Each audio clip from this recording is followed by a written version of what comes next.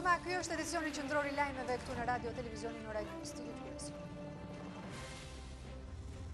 Acari mban të mbërthyer vendin, shënohet viktima e dytë, një endacak në Sarandë. Edhe për javën e ardhshme paralizohen shkollat dhe një pjesë administratës. Vremoshi shënon rekordin e temperaturave më të ulta deri tani, ku termometri shënoi -27 gradë. Disa fshatra dhe rrugë në zonat e thella malore mbeten të izoluar. Valet e ftohtit në Europë shënon 20 viktima, mbulohen nga bora ishujt e Greqisë dhe Italia Jugut, anulohen qindra fluturime në botë.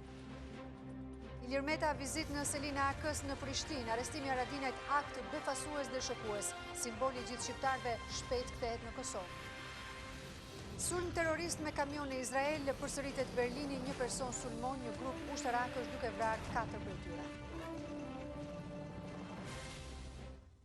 Moti i ftohtë me temperatura disa gradë nën zero ka shënuar viktimën e dytë në vendin tonë. Një 54 vjeçar ka ndëruar jetë në Sarandë në një banesë të braktisur në të cilën jetonte prej disa kohësh. Sipas policisë së këtij qyteti, viktima ishte një pastre që jetonte në kushte të vështira. Një ditë më parë, policia e Durrësit gjeti një person të pajetë në lagjen 17 të qytetit. Shënohet viktima e dytë nga i ftohti që ka përfshirë vendin tonë. Një 54 vjeçar nga Saranda ka ndëruar jetë në spital. Bëj fjalë për Leonard Arapin, i cili jetonte në një banesë të braktisur pa kushtet më minimale, por që 54 vjeçari kishte vite që jetonte aty. Mësohet se viktima ishte endacak dhe konsumuesi i alkoolit. Sipas uniformave blu të qytetit të Sarandës, i ftohti, jetesa në këto kushte dhe keq ushqyerja janë shkaqet që personi ka ndëruar jetë. Një ditë më parë, policia e Durrësit gjeti një person të pajetë në lagjen 17 të qytetit. Viktima ishte një 38 vjeçar, endacak dhe gjithashtu dyshimet janë se vdekja erdhi si pasojë të ftohtit. Këtë të diel vendi është mbërthyer nga ngricat dhe temperaturat e ulta. Sipas Institutit të Gjeoshkencave, temperatura më minimale mëngjesin e së dielës është shënuar në Vermosh në vlerën -27 gradë Celsius. Në qarkun Dibër raportohet se temperatura minimale ka arritur në vlerën -26 gradë Celsius. Prishtina gjithashtu shpalli gjendjen e emergjencës dhe sipas matjeve meteorologjike, temperatura minimale të dielën është shënuar -26 gradë Celsius. Për sinoptikanët, e dila është dita e fundit me temperatura kaq të ulta në vendin tonë. Instituti i Gjeoshkencave në raportin e tij për ditën e diel informon se temperatura më minimale, pra në vlerat negative, është shënuar në Vermosh, -27 gradë Celsius, duke shënuar temperaturën më të ulët në vendin tonë, ndërsa në qarkun e Dibrës, temperatura minimale arriti në -26 gradë Celsius. Përgjegjësi i Departamentit të Klimës dhe Mjedisit në Institutin e Gjeoshkencave Petri Dësorba informon për Ora News se matjet meteorologjike në Tiranë tregojnë temperaturën -9 gradë Celsius, në Shkodër -7 gradë Celsius, në Puk -20 gradë, në Bajramçur -15 gradë, në Bilish të Korçës -19 gradë Celsius. Po në qarkun Korç, në njësitë administrative Sheqeras dhe Dardhë, temperaturat mëngjesin e së dielës ishin -17 gradë dhe -18 gradë Celsius. Acari ka mbërthyer edhe Kosovën. Kryeqyteti i Kosovës, Prishtina, ka shpallur gjendjen e emergjencës, ndërsa temperatura minimale regjistruar është -26 gradë Celsius. Forcat e armatosura janë angazhuar në disa misione shpëtimi për shkak të borës së madhe në zona të ndryshme të vendit. Në mision shpëtimi u angazhuan 2 helikopter, një prej të cilëve në fshatin i Ballë të Pukës, shpëtoi 3 persona të izoluar në një minier. Helikopteri i dytë u nis në një mision shpëtimi në fshatin Konajt Fanit për shpëtimin e një gruaje 7 zën. Në një tjetër rast në Fan të Mirditës, familjarët e një gruaje 7 zën nuk pranuan ta hipnin në helikopter. Temperaturat ekstreme të motit të ftohtë që ka prekur vendin këto ditë ka sjellë dhe mungesë të ujit të pishëm në qytetet bregdetare të Durrësit dhe Vlorës. Si pasojë e ngrirjes së situacioneve, në Durrës uji i pishëm mungon prej 3 ditësh. Qyteti i Durrësit dhe rrethinat e tij përballen prej 3 ditësh me mungesë të theksuar të ujit të pishëm. Shkak për këtë situatë janë bërë temperaturat e ulta që kanë pllakosur vendin dhe moti acar. Thuajse ka ngrirë i gjithë rrjeti i furnizimit me ujë të pishëm, sidomos rrjeti nëpër banesa, i cili është mbi sipërfaqen e tokës, pavarësisht përpjekjeve të shumta të qytetarëve për të shkrirë tubacionet, sërish në çezmat e tyre nuk rrjedh ujë. Ka një 4 ditë. Që kur ka filluar ky ftofti, ujë të pishëm nuk ka. Si po ja bëni? Po ne po blem. Edhe ujë i pishëm që vjen është i ndodhur ja, nuk diskutohet. Ujë për të pi dhe për të gatuar e blem. 2000 lekë në ditë. Për momentin nga temperaturat ujë s'ka. Prej sa ditësh është kjo situatë? Kjo është që i pardje. Mos them, po të paktën duhet me thonë gjithmonë njeriu rro me shpresë dhe shpresa është më e madhe se të gjithë. Pik ujë, jo të pishëm, as pa pishëm nuk kemi. Prej sa ditësh? Për 3 ditësh. Ka ngrit tubat tonë. Nuk vjen deri tubat e shtëpisë, edhe më vetë për njësi, nuk ka tubat në ujë kryesor. Nuk vjen, nga rrjeti. Si po e përballoni? Me të keqja, blejmë ujë, dyqan nuk ka as ujë, nuk bleva ujë tash. Edhe pse i ftohti i pazakon, nuk e ka zbardhur nga Bora, qytetin e Vlorës, ngricat kanë sjellë edhe këtu probleme me furnizimin me ujë të pishëm. Depozitat e ujit të vendosur në terracat e pallateve kanë ngrirë si pasojë temperaturave disa gradë nën zero. Moti keq që ka pushtuar vendin ka sjellë temperatura të ulta edhe në qytetin bregdetar. Në Vlorë ato kanë shënuar minimumin e tyre në -6 gradë Celsius e përpasoj qyteti është në mungesë të ujit të pishëm për shkak të ngrirjes së depozitave ku qytetarët grumbullojnë ujin e pishëm. Ekspertët e ujësjelljes kanalizimeve rekomandojnë mbushatisjen e depozitave në mbrëmje ose lënien pak të hapur të rubinetave për të shmangur ngrirjen e tubacioneve. Në të gjithë vendin, rrugët kombëtare janë të hapura për automjetet të cilat rekomandohen të jenë të pajisura me zinxhir. Problematik paraqet rruga Peshkopi-Lur, rruga që lidh Shkodrën me Thethin dhe disa rrugë në Puk dhe Mirdit.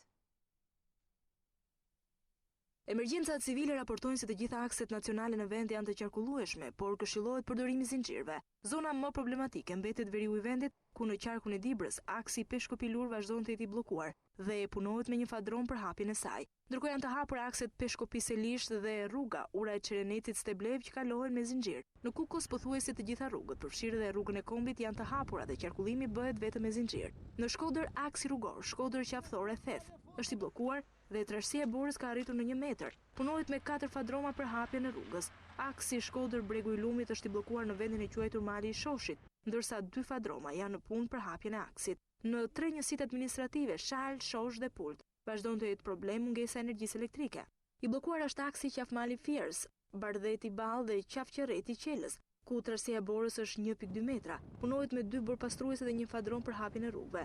Trashësia e Borës në Qafsharri është rreth 70 cm, ndërsa aksi Fusharrës Qafshllak është i qarkullueshëm me zinxhir, ndërsa trashësia e Borës ka arritur në 1 metër. Aksi rrugor Qafçel Puk Fusharrës është i kalueshëm me zinxhir. 4 borpastruese dhe një fadrom janë prezente në këtë aks. Si shkak i motit me erë të fortë ka patur dhe probleme me furnizimin me energji elektrike në bashkinë e Pukës dhe disa fshatra të njësive administrative i Ball, Fiers, Blerim dhe Gjegjan. Segmenti Bog Qafthore, Vermosh janë të bllokuar. Në vendin e quajtur Gropat e Seltës ka rreth 70 cm bor. Segmenti rrugor Shllak Temal vazhdon gjithashtu të jetë i bllokuar.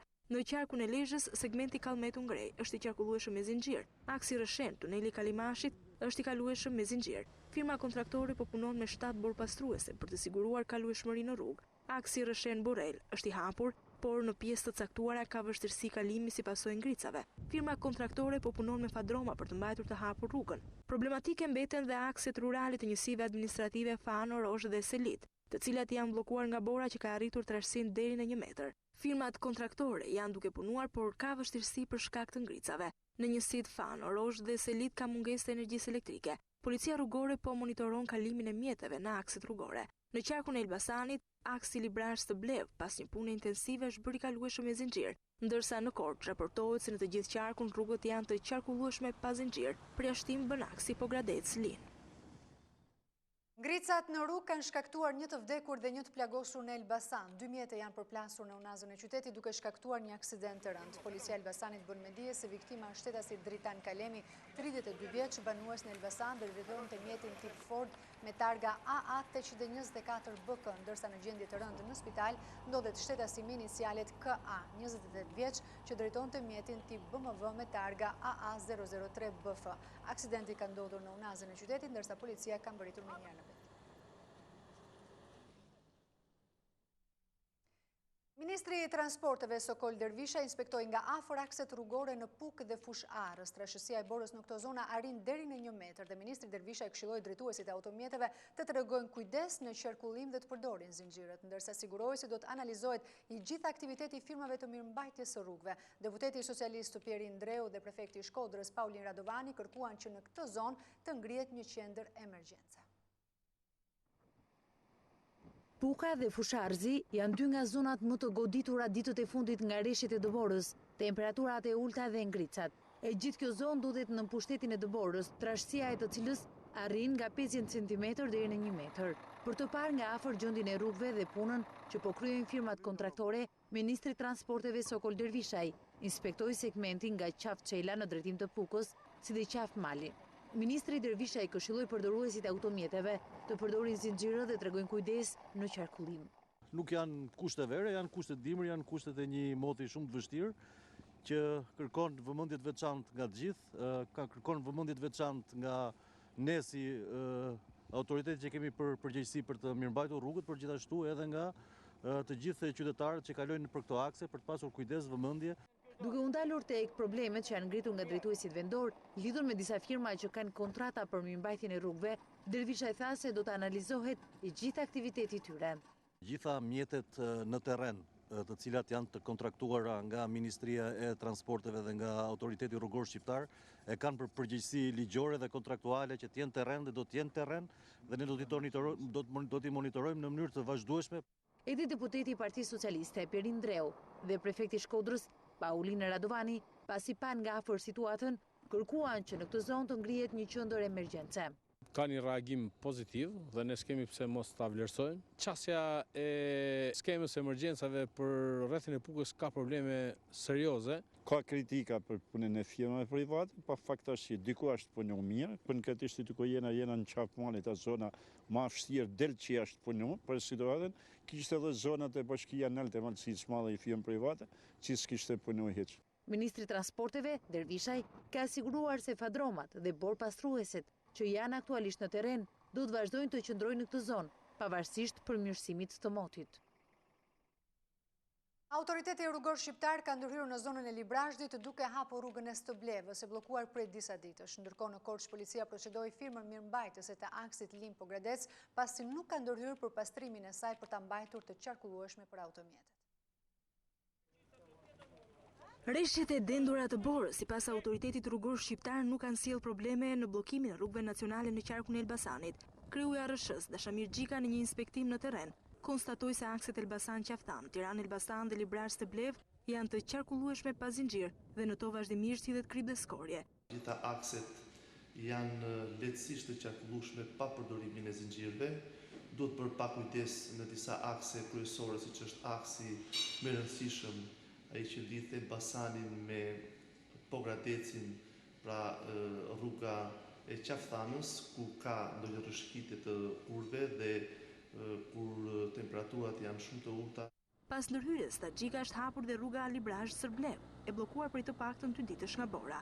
Rruga Librazh-Stëblev dhe ajo është një rrugë e cila ka problematikë të veçantë në raste të rreshje të Borës. Momentalisht rruga është e hapur, ka patur përposisht një vështirësi tjetër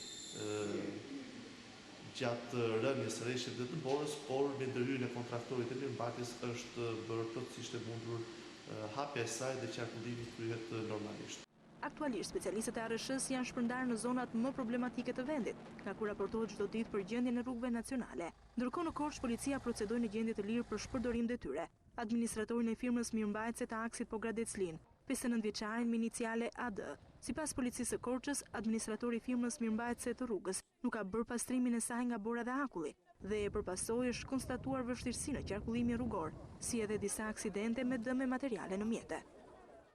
Në të gjithë vendin vijon nisma solidare e bashkive dhe qeverisë për të strëhuar në qendrat sociale personat në situatë rruge për të shmangur fatkeqësitë nga acari që ka përfshirë vendin. Në Tiranë, policia bashkiake ka strëhuar një shtetas amerikan të gjetur në gjendje të vështirë pasi kishte humbur të gjitha sendet personale në Serbi. Amerikani 35 vjeçar Tever Obrie është gjetur nga policia bashkiake në rrugët e qytetit të Tiranës dhe është strehuar në qendrat sociale. Historia e tij, sipas dëshmisë së dhënë në kohën e gjetur nga uniformat blu, është se ndodhet në Shqipëri në këtë situatë të vështirë, pasi më parë kishte qenë në Serbi dhe kishte humbur të gjitha sendet personale. Amerikani 35 vjeçari është bashkuar 100 personave të tjerë të strehuar në qendrat sociale. Në të gjithë vendin po ndiqet e njëjta nismë solidare për të strehuar personat në nevojë në këto ditë acari.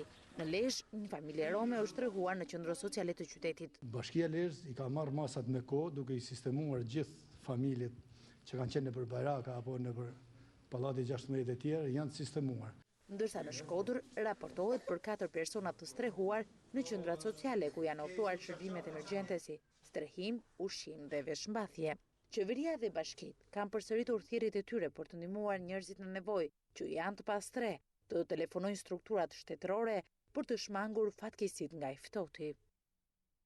Familjet rome në bashkinë e Finiqit janë ndër familje që po e vuajnë më së shumti të ftohtin e këtyre ditëve. Ata jetojnë në kushte të mjerueshme, ndërsa ankohen se asnjë pushtetar nuk është kujtuar për ta. Apeli i tyre është që t'u sigurohen ushqime dhe batanie për të përballuar të ftohtin. Ndonë se termometri shënon disa gradë në zero, 6 familje rome në bashkinë e Finiqit, edhe në këto dita acarta, jetojnë në kushte të mjerueshme. Në një kohë kur temperatura është -2 gradë Celsius, 30 banorët e këtij komuniteti i gjejnë me rroba me mëngë të shkurtra. Gratë vazhdojnë rutinën e tyre duke larë rroba e enë me ujë të ftohtë, ndërsa burrat kanë dalë të mbledhin hekura e më pas t'i shesin ato për të fituar disa të holla. Ata ankohen se deri më tani asnjë autoritet nuk është interesuar për ta, e madje nuk kanë patur asnjë lloj ndihme. Ata kërkojnë ushqime e batanie për të përballuar të ftohtin. S'kemi as shtëpi, as i gjë. Ftoht, keq fare, s'ka ku të vëjme. Natën kanë ftoht, pak e kalojmë, hajtë jemi mësuar tani, qa do bëjmë? Po dorë nuk na vejnë, nuk na ndimojnë, na bëjnë shtëpiat, na japin. Se gjyna jemi neve, ne nuk vjedhim, nuk vrasim, nuk bojmë. I vetmi që është kujtuar për ta është përfaqësuesi i avokatit të popullit Shkëlqim Hajno, i cili gjatë inspektimit u shpreh për mediat se këta banor duhet të shihen si shtetas normal të Republikës së Shqipërisë. Tu ka nevoja shumë të mëdha për ushqime, për batanie, më shumë dhe për ngrojë. Unë bëj thirrje që mos i shikojnë si njerëz të planit të dytë, po të shikojnë si shtetas të Republikës së Shqipërisë. Në këtë komunitet prej 30 banorësh anës rrugës ndodhet edhe një shkollë improvizuar për fëmijët e komunitetit rom. Kjo ndërtesë kantinë është kthyer në një shkollë për këta fëmijë, por që në këto dita acarta dera është e mbyllur. Këtu pranë ndodhet klasa e improvizuar ku mësojnë fëmijët e këtyre romëve. Janë rreth 10 fëmijë të cilët mësojnë në një klasë kolektive. Spitalet rajonal në rrethe kanë marrë masa për t'u përgjigjur çdo rasti të rënd që mund të paraqitet nga virusi i gripit dhe nga i ftohti gjithashtu. Në Korçë dhe Kukës spitalet thonë se deri më tani kanë mundur të përballojnë çdo urgjencë, ndërkohë që po bëhen edhe furnizimet e vazhdueshme me medikamente. I ftohti polar që ka përfshirë vendin prej disa ditësh ka sjellë një situatë të rënduar në spitalet e disa rretheve. Në Korçë drejtues të spitalit rajonal thonë se po përballen me 2 emergjenca, gripin AH3N1 dhe kushtet atmosferike ku temperaturat ditën e diel shënuan rekordin -17 gradë Celsius. Janë të smur pneumopat kronik që rëndohen tani ose riakutizohen qoftë nga kushtet atmosferike, qoftë edhe nga një mbivendosje e infeksionit viral. Po jo gjithmonë arrin të bëhet dallimi nëse është një mbivendosje gripit apo është një riakutizim i sëmundjes bazë. Temperaturat e ulta e përkeqësojnë ose riakutizojnë një sëmundje kronike. Duhet të them që në këtë epidemi gripi ne kemi vënë re më shumë raste të leta me të gjitha simptomat e sëmundjes virale, por shumë pak komplikacione. Në Kukës spitali rajonal thotë se është në gjendje gatishmërie, pasi qyteti verilindor ditët e fundit është ndër më të goditurit nga i ftohti arktik që ka përfshirë vendin. Kemi mungesa, por aktualisht, thash edhe një herë, mjekët kanë qëndruar qoftë 24 orë në spital dhe e kanë përballuar shumë mirë, qoftë kirurgu, qoftë reanimatori, qoftë obstetër ginekologu, dhe në obstetrik ginekologji kemi një mjek që punon rregullisht dhe 2 mjek të tjerë që kanë shprehur dëshirën pavarësisht se ka ardhur koha e pensionit, vazhdojnë të punojnë. Më herët drejtues të lartë të shëndetësisë dhe shtabi i përgjithshëm i emergjencave civile u ka bërë thirrje spitaleve dhe qendrave shëndetësore në të gjithë vendin që të marrin masa për të përballuar çdo rast që mund të paraqitej në këto ditë të ftohta dimri. Gjatë fundjavës në 3 qytete, Tiranë, Durrës dhe Elbasan janë vaksinuar 600 persona me vaksinën antigrip. Ministri i Shëndetësisë Ilir Beqaj ka inspektuar qendrat shëndetësore të këtyre qyteteve dhe u shpreh se stafi i mjekëve është në gatishmëri të plotë për përballimin e situatës. Për shkak të situatës gripale në vend, shërbimi i kujdesit parësor do të jetë në gatishmëri të plotë edhe gjatë ditëve të fundjavës. Me urdhër të Ministrit të Shëndetësisë, këto qendra shëndetësore operojnë me staf të shtuar dhe në gatishmëri për të pritur rastet e pacientëve që kanë nevojë për ndihmën e mjekëve. Ministri i Shëndetësisë Ilir Beqaj pa nga afër punën në 3 qendrat shëndetësore në Tiranë, Elbasan dhe Durrës. Me vaksinën fillut? Me vaksinën kemi filluar, aktualisht janë bërë rreth 76 vaksina domethënë. Ka dhe po interesohen. Ka goxha interes. Duke rekomanduar bërjen e vaksinës antigrip, autoritetet shëndetësore informuan se në Durrës janë injektuar 500 vaksina antigrip. Janë mbi 500 vaksinat aplikuara që nga dita e pardjeshme që ka filluar aplikimi në Durrës, qoftë në qendrat shëndetësore që janë në fshatra, qoftë edhe në qendrat shëndetësore të qytetit Durrësit. Do të vijojmë të garantojmë funksionimin e këtij shërbimi gjatë gjithë muajit janar. Ndërsa në Elbasan 50 pacientë janë paraqitur në këtë qendër shëndetësore. Prej disa ditësh kemi filluar edhe me shpërndarjen e vaksinës gripit, edhe në këtë qendër të 3 ditë janë bërë rreth 50 vaksina, ndërkohë edhe shërbimet e urgjencës, qoftë ato me autoambulanca, po edhe kur ka qenë nevojshme në zonat larta edhe nga ajri, kemi qenë në gatishmëri. Ministri i Shëndetësisë tha se në të gjitha qendrat shëndetësore të cilat bllokohen prej motit të ftohtë, është bërë mundur që në javët e para të dhjetorit furnizimi me barna dhe pajisje mjekësore. Në Shqipëri, epidemia gripale vijon të jetë një shqetësim për popullatën, ndërsa mjekët bëjnë apele për kryerjen e vaksinës antigrip. Janë disa nga kategoritë e personave që për shkak të imunitetit të dobët duhet të kryen vaksinimin, siç janë të moshuarit mbi 60 vjeç, diabetikët, ata që vuajnë nga sëmundjet e zemrës dhe gratë shtatzëna. Vendi është në pjekun e epidemisë gripale, por bluzat e bardha rekomandojnë kryerjen e vaksinës antigripe edhe në këtë kohë, por cilët janë kategoritë më të rrezikuar për të prekur nga virusi AH3N2. Personat moshuar mbi 60 vjeç, persona që vuajnë nga sëmundje kronike si kardiopati, diabet, sëmundje obstruktive të aparatit respirator, azmë bronkiale, IRK, persona me sëmundje tumorale, obez, gratë shtatzëna e tjerë. Pra, është ky prioritizim që ka bërë Ministria e Shëndetësisë për këtë grup popullate, e cila është në risk. Dhe sigurisht për të parandaluar le të themi dhe komplikacionet që lidhen me këtë lloj sëmundshmërie, është marrë kjo mas e vaksinimit dhe fokusimit në këtë grup popullave. Drejtori i Qendrës Shëndetësore në kombinat Romeo Bani tha se kryerja e vaksinave kryhet sipas udhëzimit dhe protokollit mjekësor të Ministrisë së Shëndetësisë. Vaksinimi ndaj gripit është një masë profilaktike për të parandaluar komplikacionet, së bashku me masat e tjera siç janë reduktimi i socializimit në ambientet mbyllura. Bluzat e bardha i bëjnë thirrje popullatës të mos neglizhojnë simptomat gripale, por të kërkojnë ndihmën e mjekëve. Pas vendimit të qeverisë për të mbyllur shkollat edhe një javë tjetër, ka reaguar dhe kryetari i Partisë Demokratike Lulzim Basha. Sipas Bashës, arsyeja e vërtetë e mbylljes së shkollave nuk është epidemia e gripit, por mungesa e kushteve dhe sistemeve të ngrohjes në institucionet arsimore. Kreu Demokratëve akuzon kryeministrin se ka harxuar 400 milion euro për të ndërtuar fasada dhe sheshe, ndërkohë që i ka lënë shkollat në gjendje të mjeruar. Basha sulmoi dhe koncesione që sipas tij janë dhënë më shumë se 300 milion klientëve të kryeministrit pa i sjell asnjë përfitim njerëzve. Sipas Lulzim Bashës, çdo ditë me Edi Ramën kryeministër është një ditë e keqe për vendin. Temperaturat e acarta dhe moti i ftohtë që ka përfshirë mbar globin ka shënuar mbi 20 viktima në Europë. Italia ka anuluar disa fluturime, ndërsa jugu është mbuluar nga bora. Gjithashtu nga bora janë mbuluar edhe shumë ishuj në Greqi. Të paktën 10 vetë kanë humbur jetën nga i ftohti në Poloni, ndërsa temperaturat gjatë natës në Rusi kanë shkuar deri në -30 gradë Celsius.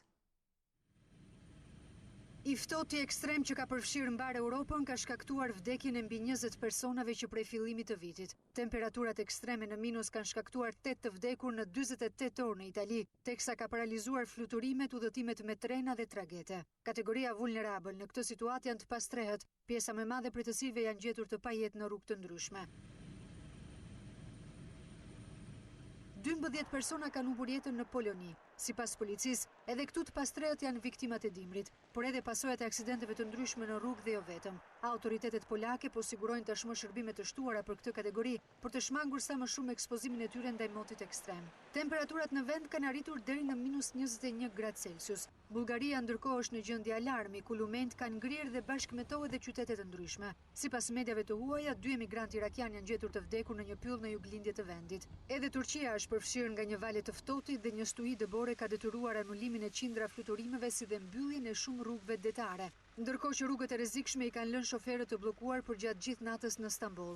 Bora ka arritur një trashësi prej 40 cm në disa pjesë të qytetit. Jugu i Shteteve të Bashkuara të Amerikës është paralizuar. 20 cm borë shkaktoi bllokim të trafikut dhe mbylljen e shkollave, ndërkohë që shërbimi kombëtar i motit paralajmëroi se bregu lindor do të përfshihej nga të tjera stuhi. Sipas mediave amerikane, të paktën 4 persona kanë vdekur për shkak të problemeve lidhur me motin, ndërkohë që mira fluturime tashmë janë anuluar ose shtyrë. Disa shtete kanë shpallur edhe gjendjen e emergjencës. Sa kaq, në Japoni 100 persona janë mbledhur në një faltore në Tokyo, duke sfiduar temperaturat e ulta.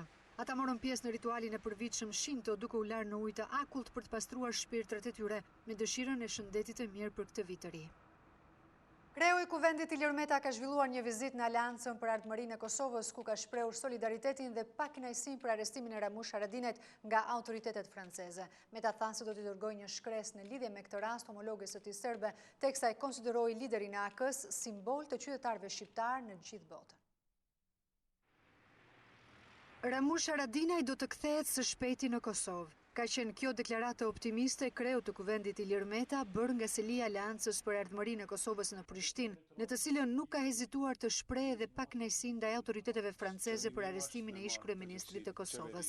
Gjatë konferencës për shtyp së bashku me nënkryetarin e Aleancës për Ardhmërinë e Kosovës Ardian Gjini, Meta tha se Haradinaj është simboli i qytetarëve shqiptar në të gjithë botën.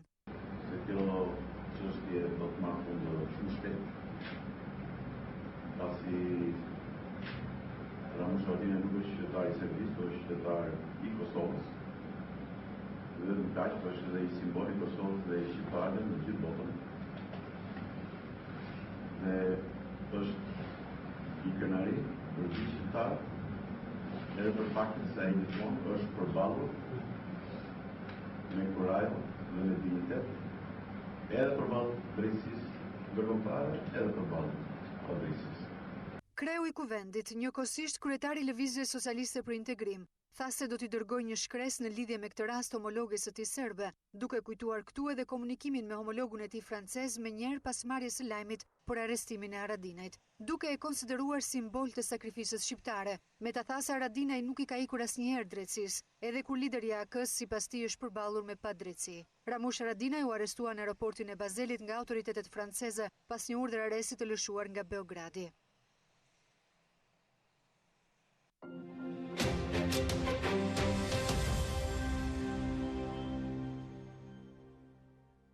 Në 26 vjetorin e krijimit të degës së Partisë Demokratike në Fier, sekretari i përgjithshëm i kësaj partie Arben Ristani paralajmëroi fitoren në zgjedhjet e ardhshme pasi sipas tij shqiptarët e dinë se kush qëndron përballë tyre. Por ish kandidatin për kryetar të Bashkisë së Fierit, Enkele Dalibeaj, alianca me qytetarin është vetmja rrugë për të garantuar fitoren në zgjedhjet e përgjithshme. Në 26 vjetorin e krijimit të Partisë Demokratike të Fierit, sekretari i Partisë Demokratike Arben Ristani u tha demokratëve të këtij qyteti se fitoria në zgjedhjet e 18 qershorit është më e lehtë, pasi sipas tij, demokratët kanë përballë tyre një mashtrues. Nuk ka demokrat, por nuk ka shqiptar që nuk e di që ka përballë një mashtrues. Që ka përballë një njerëz si Rama, i cili përveç tjerave vesi më i keq apo problematika më e madhe që sjell është antikombëtar. Ish kandidati për kryetar të Bashkisë së Fierit Enkele Dalibeaj tha se vetmja rrugë për fitoren dhe për të mundur frikën dhe drogën është alianca me qytetarin dhe zgjidhja e problemeve të tyre. 2017 nuk është thjesht dhe vetëm viti zgjedhor, një vit elektoral i zakonshëm. Ky është një vit i cili na takon ne demokratët, dhe jo vetëm demokratët, por simpatizantët e Partisë Demokratike, të gjithë shqiptarët, të gjithë qytetarët e këtij vendi, një takim me historinë. Takimin e përshëndetën edhe kryetari i Partisë Demokratike të Fierit Luan Baçi dhe deputeti Kozma Dashi, ndërkohë që të pranishmit në këtë fest pa një dokumentar i cili përkujtonte krijimin e degës së Partisë Demokratike në qytetin e Fierit.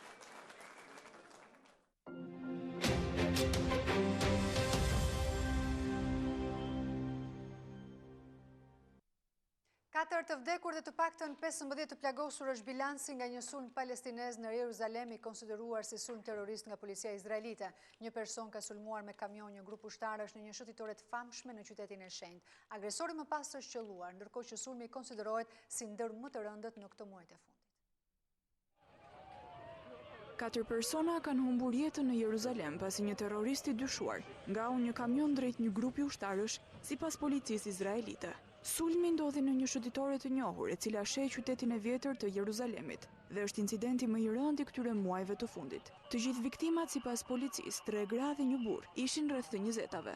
Të paktën 15 persona të tjerë janë plagosur dhe janë çuar në disa spitale të Jeruzalemit. Një dëshmitar i këtij incidenti tha për policinë se shoferi i kamionit përplasi grupin e ushtarëve përpara se të shkelte mbi ta, por kanë qenë pikërisht ushtarët e këtij grupi ata të cilët edhe e kanë mundur të qellojnë më pas drejt shoferit të kamionit. Mediat izraelite raportojnë se agresori është një palestinez. Sipas shefit të policisë, sulmi mund të jetë frymëzuar nga masakra e Berlinit, ku 12 persona humbën jetën kur Anis Amri përplasi një kamion në një treg krishtlindjesh. Një valë sulmesh palestineze ka përfshirë palët që prej tetorit 2015. Të paktën 231 palestinez janë vrarë për shkak të dhunës në gjirin e pushtuar perëndimor dhe rripin e Gazës. Sipas izraelitëve, të paktën 157 prej këtyre të vrarve ishin azilant dhe sulmet e tyre kanë patur në shënjestër forcat të sigurisë. Të tjerë kanë mbetur të vdekur në protesta dhe përplasje të dhunshme. Ndërkohë, 37 izraelitë dhe 2 amerikanë kanë mbetur gjithashtu të vrarë nga sulmet e organizuara në këtë periudhë.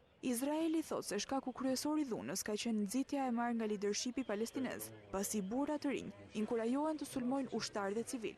Sa kaq, palestinezët thonë se këto kanë qenë akte dëshpërimi, të nxitura nga pushtimi izraelit i tokës që palestinezët kërkojnë për shtetin e tyre.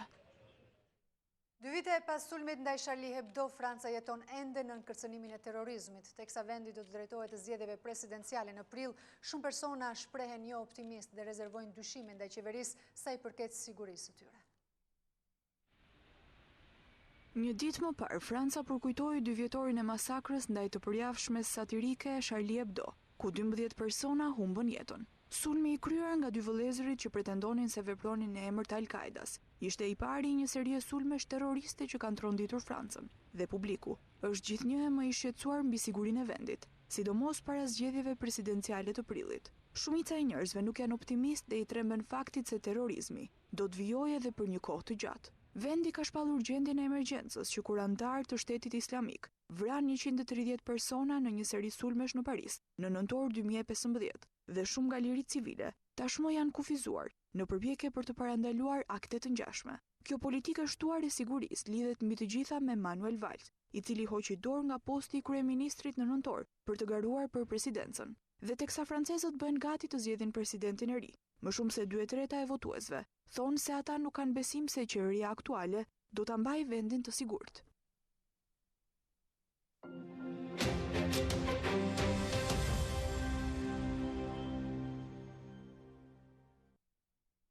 Interi imposhti Udinese duke regjistruar fitoren e 4 të radhazi në kampionat. Zikaltrit me gjithë se vuajtën arritën në fund të imposhtin Bardezint me rezultatin 2-1.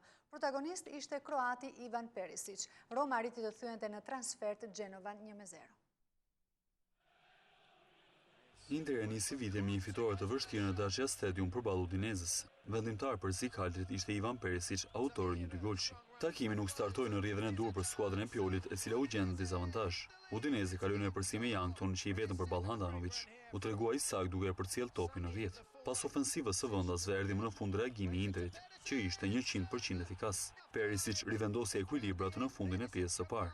Goli fitores për Zikaltrit erdhi 3 minuta nga përfundimi i takimit dhe ishte edhe një herë Ivan Perisic ai që rezultoi decisiv. Një goditje dënimi ekzekutuar nga Mario gjeti kroatin, i cili me kokë e dërgoi në fund të rrjetës. Një fitore e vuajtur por arritur me forcë karakteri nga Interi, që ka hyrë në një strish pozitive duke qenë se fiton prej 4 javësh radhazi në kampionat.